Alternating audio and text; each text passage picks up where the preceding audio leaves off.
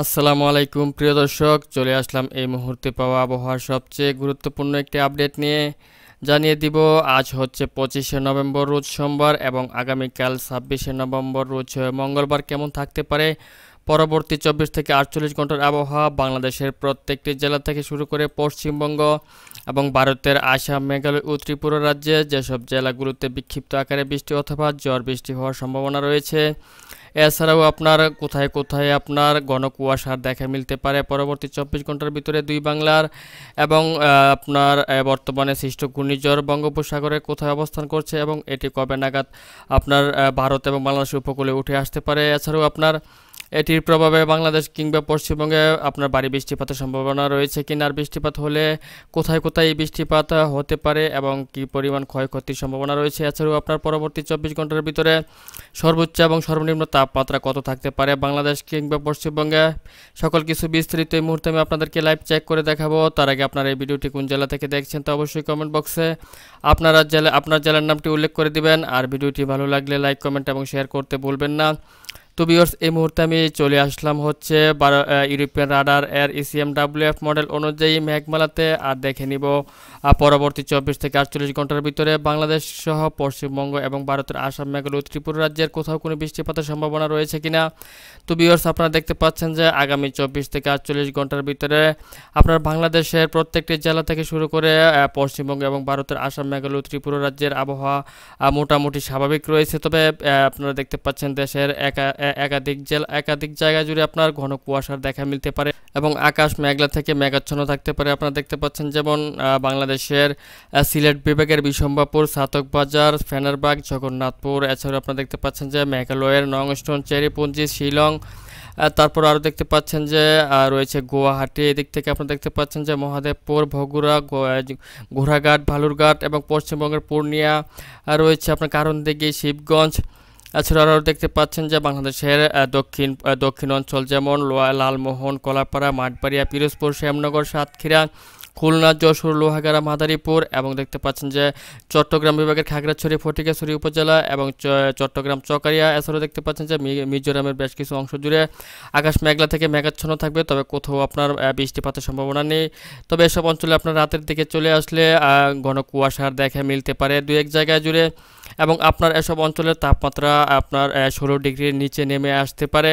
তো ভিউয়ার্স, এছাড়াও আপনারা দেখতে পাচ্ছেন যে পরবর্তী 24 ঘন্টার ভিতরে বাংলাদেশের 64 বিভাগের আবহাওয়া সহ বাংলাদেশের 64 বিভাগ সহ পশ্চিমবঙ্গ এবং ভারতের আসাম, মেঘালয় ও ত্রিপুরা রাজ্যের আবহাওয়া একেবারেই স্বাভাবিক রয়েছে, কোথাও কোনো বৃষ্টিপাতের সম্ভাবনা নেই। তবে বর্তমানে সৃষ্ট ঘূর্ণিঝড় বঙ্গোপসাগরের সৃষ্ট ঘূর্ণিঝড় ফেঞ্জাল এই মুহূর্তে আপনারা দেখতে পাচ্ছেন যে ইউরোপিয়ান রাডার এর GFS মডেল অনুযায়ী আমি দেখাচ্ছি আপনাদেরকে, যে দেখতে পাচ্ছেন যে দক্ষিণ বঙ্গোপসাগরে অবস্থান করছে এবং এটি আপনার আগামী 28 তারিখের 28 তারিখ রাত্র থেকে বাংলাদেশে এটির প্রভাব পড়তে শুরু করবে এবং দেখতে পাচ্ছেন যে বাংলাদেশের দক্ষিণ অঞ্চল জুড়ে আপনার ব্যাপক তাণ্ডব চালাবে এবং ভারী থেকে অতিমাত্রায় ভারী বৃষ্টিপাত সহ বজ্র বৃষ্টিপাতের সম্ভাবনা রয়েছে। যেমন দেখতে পাচ্ছেন যে শ্যামনগর, সাতক্ষীরা, খুলনা, পিরোজপুর, মাঠবাড়িয়া, তারপর হচ্ছে লোহাগড়া, যশোর, বরিশাল, তারপর হচ্ছে লালমোহন, কলাপাড়া রয়েছে, ফরিদগঞ্জ, মতিরহাট, সেনবাগ, কুমিল্লা। এছাড়াও দেখতে পাচ্ছেন যে চট্টগ্রাম বিভাগের আপনার সাজেক, দিঘিনালা, খাগড়াছড়ি, লংগদু, মানিকছড়ি, ফটিকছড়ি উপজেলা, রাঙ্গামাটি, বিলাইছড়ি, হাটহাজারী, রাজস্থলী, চট্টগ্রাম, তারপর হচ্ছে সাতকানিয়া, রংছড়ি, কুতুবদিয়া, চকরিয়া, থানচি এসব অঞ্চল জুড়ে দেখতে পাচ্ছেন যে হালকা মাঝারি বৃষ্টিপাতের সম্ভাবনা রয়েছে। তবে আপনারা দেখতে পাচ্ছেন যে দিক থেকে আপনার ত্রিপুরা রাজ্যের আপনারা দেখতে পাচ্ছেন যে জুলাইবাড়ি, তারপর রয়েছে আপনার এদিক থেকে মেলাঘর, তারপর হচ্ছে বিশ্রামগঞ্জ, উদয়পুর, আমারপুর, নতুন বাজার এসব অঞ্চলে দেখতে পাচ্ছেন যে প্রচুর বৃষ্টিপাতের সম্ভাবনা রয়েছে, অর্থাৎ ভারী থেকে অতি ভারী বৃষ্টিপাতের সম্ভাবনা রয়েছে। এবং বাংলাদেশে দেখতে পাচ্ছেন যে ভেলুনিয়া, তারপর হচ্ছে 14 গ্রাম, ছাগলনাইয়া, ফেনী, তারপর হচ্ছে ধাগনবুইয়া, সোনাইমুড়ি, চৌমোহনী, নোয়াখালী, চাটখিল, তারপরে রয়েছে দেখতে পাচ্ছেন যে লাকসাম, সোয়াগঞ্জ, কুমিল্লা, ভরুরা, চান্দিনা, ভুরিচং, শশীডাল, কোম্পানিগঞ্জ, তারপর রয়েছে কচুয়া, হাজীগঞ্জ, দাউদকান্দি, বড়চরকালিয়া, চাঁদপুর রয়েছে, ফরিদগঞ্জ, রায়পুর, জাকসিন,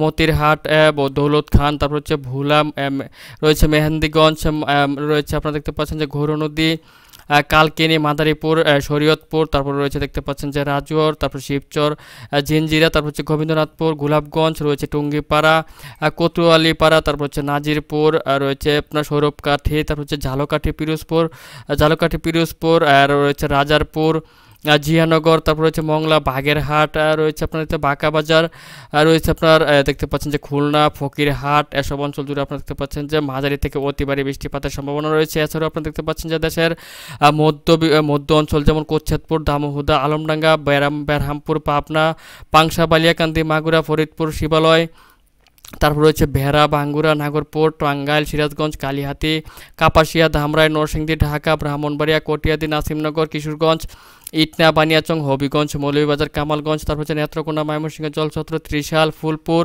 বিশম্বাপুর, ফেনারবাগ, চাতকবাজার, জগন্নাথপুর, তারপর হচ্ছে সিলেট, জয়ন্তপুর, চরখাই, জকিগঞ্জ, পরলখা এবং কুলাউড়াতেও আপনারা দেখতে পাচ্ছেন যে হালকা মাঝারি বৃষ্টিপাতের সম্ভাবনা রয়েছে এই ঘূর্ণিঝড়ের প্রভাবে। তাছাড়া আপনার এই ঘূর্ণিঝড়টি 28 তারিখ রাত্র থেকে শুরু করে আপনার ডিসেম্বরের 1 তারিখের দিকে চলে আসলে দেখতে পাচ্ছেন যে এই ঘূর্ণিঝড়টি আপনার ধীরে ধীরে ভেনিশ হয়ে যাবে এবং এটির প্রভাব বাংলাদেশ থেকে চলে যাবে। তো ভিউয়ার্স, আপনাদেরকে এই মুহূর্তে জানিয়ে দিব যে পরবর্তী 24 ঘন্টার ভিতরে সর্বনিম্ন এবং সর্বোচ্চ তাপমাত্রা কত ডিগ্রি পর্যন্ত নেমে আসতে পারে এবং উঠে আসতে পারে।